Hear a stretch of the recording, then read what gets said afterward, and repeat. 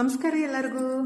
ಏನಾದರೂ ಹೊಟ್ಟೆ ತಿಂದ್ಬಿಟ್ರು ಈ ರೀತಿ ಕಮೆಂಟ್ ಹಾಕ್ತಾರೆ ನೋಡ್ರಿ. ಏನು ಜಾಸ್ತಿ ತಿಂತೀರಿ, ದನ ತಿನ್ನಂಗೆ ತಿಂತೀರಿ ಅಂತ. ಹೊಟ್ಟೆ ಎಷ್ಟು ಹಿಡಿಯುತ್ತಲ್ಲ ಅಷ್ಟೇ ತಿಂತೀವಿ, ಏನು ಜಾಸ್ತಿ ಏನು ತಿನ್ನಕ್ಕೆ ಹೋಗಂಗಿಲ್ಲ ರೀ. ಎಲ್ಲರಿಗೂ ಅದು ಎಷ್ಟು ಬೇಕಲ್ಲ ಅಷ್ಟೇ ತಿನ್ಬೇಕಾಗುತ್ತೆ. ದನ ತಿನ್ನಂಗೆ ತಿಂತೀರಿ, ಎಲ್ಲನೂ ತಿನ್ನೋದು ಬಿಟ್ಟು ದುಡ್ಡು ಓಡಿಸ್ಬೇಕಂತ ನಮಗೇನು ಆಸೆ ಇಲ್ಲ ರೀ. ನಮಗೆ ಹೊಟ್ಟೆಗೆ ಎಷ್ಟು ಬೇಕಷ್ಟು ತಿಂತೀವಿ.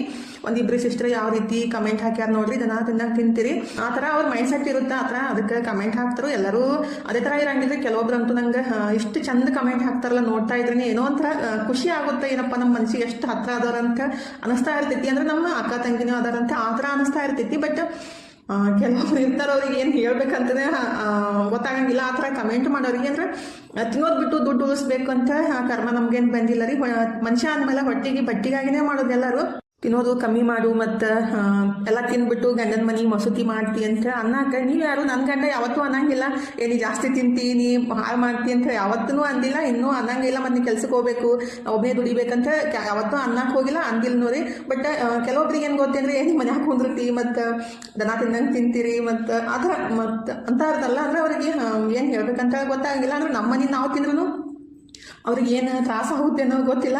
ಅಂದರೆ ಆ ಥರ ಕಮೆಂಟ್ ಮಾಡೋರಿಗೆ ಏನು ಹೇಳೋಕ್ಕಾಗಂಗಿಲ್ಲ ರೀ. ಕೆಲವೊಬ್ರಂತೂ ಎಷ್ಟು ಚಂದ ಕಮೆಂಟ್ ಹಾಕ್ತಾರೆ, ಎಷ್ಟು ಖುಷಿ ಆಗುತ್ತೆ ಅಂದರೆ ಕಮೆಂಟ್ ಓದ್ತಾ ಇದ್ರೇ ಏನೋ ಒಂಥರ ಆನಂದ ಆಗ್ತಾ ಇರ್ತೈತಿ. ಬಟ್ ಏನು ಹೇಳೋಕ್ಕಾಗಲ್ಲ ರೀ. ಕೆಲವೊಬ್ರು ಇರ್ತಾರೆ ನಮ್ಮನ್ನು ಪ್ರೀತಿ ಮಾಡೋರು ನಮ್ಮನ್ನು ಪ್ರೀತಿ ಮಾಡೇ ಮಾಡ್ತಾರೆ. ಆದರೆ ನಾವು ಇಷ್ಟ ಇಲ್ಲ ಅಂದ್ರೆ ಅವ್ರಿಗೆ ನಾವು ಏನು ಮಾಡಿದ್ರು ಅನ್ನೋದು ಕೆಟ್ಟದಾಗೆ ಕಾಣುತ್ತೆ. ಅಂದರೆ ಹೊರಗಿನವ್ರು ಅಷ್ಟೇ ಅಲ್ಲ, ಮನೆಯವ್ರಾಗಲಿ ಸಂಬಂಧಿಕರಿಗಾಗಲಿ ನಾವು ಎಷ್ಟೇ ಚಲೋತ್ನಾಗಿದ್ರು ಅವರಿಗೆ ನಾವು ಇಷ್ಟ ಇಲ್ಲ ಅಂದ್ರೆ ಅವರಿಗೆ ಅದೇ ಥರ ಕಾಣೋದು. ಅಂದರೆ ನಾವು ಏನು ಮಾಡಿದ್ರು ಇಷ್ಟ ಆಗಂಗಿಲ್ಲ, ತಿಂದರೂ ಇಷ್ಟ ಆಗಂಗಿಲ್ಲ, ಊಟರೂ ಇಷ್ಟ ಆಗಂಗಿಲ್ಲ, ಏನಾದರೂ ಒಂದು ವಸ್ತು ತೊಗೊಂಡ್ರೂ ಇಷ್ಟ ಆಗಂಗಿಲ್ಲ ಅಂತ ಸೋಷಿಯಲ್ ಮೀಡಿಯಾದಾಗ ಅಷ್ಟೇ ಅಲ್ರಿ, ಸಂಬಂಧಿಕರೊಳಗೂ ಇರ್ತಾರೋ, ಮನೆ ಇದ್ದಲ್ಲೂ ಇರ್ತಾರೋ. ಆ ಥರ ಕಮೆಂಟ್ ಮಾಡೋರಿಗೆ ತಲೆ ಕೆಡ್ಸೋಕೆ ಹೋಗಂಗಿಲ್ಲ. ನಾನು ಫಸ್ಟ್ ಜಾಸ್ತಿ ತಲೆ ಕೆಡ್ಸ್ಕೋತಿದ್ದೆ. ಇತ್ತೀಚೆಗಂತೂ ಯಾರೇನೇ ಅನ್ಕೋರಿ ಆರಾಮಾಗಿದ್ಬಿಡ್ಬೇಕು. ನಮ್ಮ ಖುಷಿ ನಮಗೆ ಇಂಪಾರ್ಟೆಂಟ್ ಅಲ್ರಿ. ಮತ್ತೊಬ್ರಿಗೋಸ್ಕರ ಇದೇ ಥರ ಇರಬೇಕು, ಆ ಥರನೇ ನಡ್ಕೋಬೇಕು ಅಂತ ಅನ್ಕೊಂಡ್ಬಿಟ್ಟು ನಮ್ಮ ಖುಷಿನ ನಾವು ಹಾಳು ಮಾಡ್ಕೊಳಕ್ಕೆ ಬಟ್ಟಿ ತಿಂದನೇ ದುಡ್ಡು ಉಳಿಸೋದು, ಉಪವಾಸ ಇದ್ದು ದುಡ್ಡು ಉಳಿಸ್ಬಿಟ್ರೆ ಅದು ಯೋಗ್ಯನೂ ಅನ್ಸಂಗಿಲ್ಲ. ಯಾಕಂದ್ರೆ ಮನುಷ್ಯ ಅಂದಮೇಲೆ ಹೊಟ್ಟಿಗೆ ಬಟ್ಟಿಗಾಗಿನೇ ಬದುಕೋದು.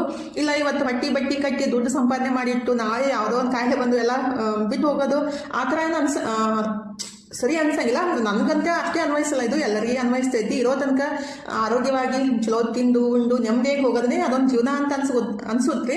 ಅಂದರೆ ಏನಪ್ಪ ಈ ಥರ ಹೇಳ್ತಾ ಅಂತ ಅನ್ನಕ್ಕೆ ಹೋಗ್ಬೇಡ್ರಿ. ಅಂದರೆ ಕೆಲವೊಬ್ರಿಗೆ ಸಿಟ್ಟು ಬರುತ್ತೆ, ಕೆಲವೊಬ್ರಿಗೆ ಚಲೋ ಅನ್ಸುತ್ತೆ.